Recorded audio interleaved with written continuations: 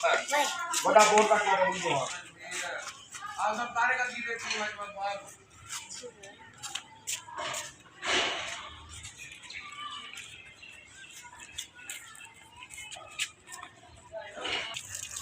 بسم اللہ الرحمن الرحیم۔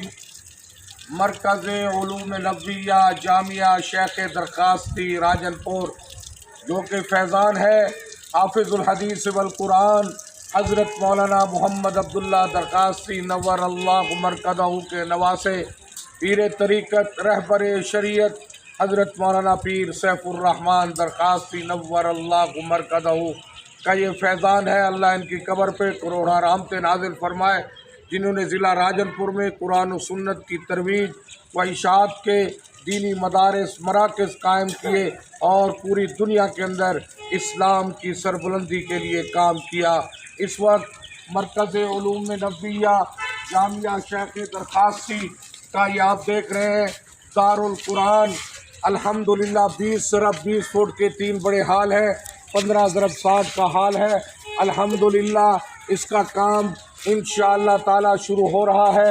انشاءاللہ 2-3 دنوں تک چھتوں تک کام پہنچ جائے گا، اور چھتوں کا خرچہ ٹیئر گارڈر ٹائلیں اور مزدوری سمیت 8 لاکھ روپے سے زائد کا خرچہ ہے۔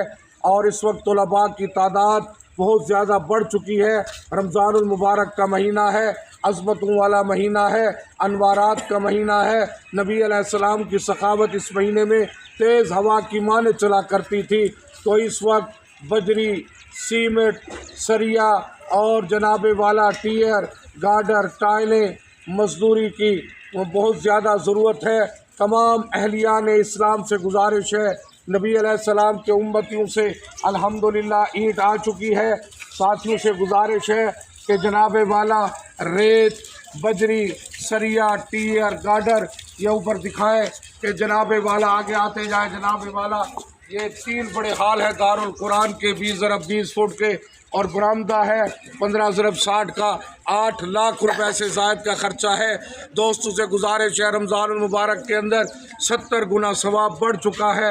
اہلیان اسلام بڑھ چڑھ کر اور دین اسلام کی ترویج و اشاعت کے لیے، تاکہ اللہ کا دین پھلے اور پھولے، بہت بڑی ضرورت ہے۔ یہ بچے آپ دیکھ رہے ہیں جو حافظ قاری عالم بن رہے ہیں، دینی مدارس کا صدقہ ہے۔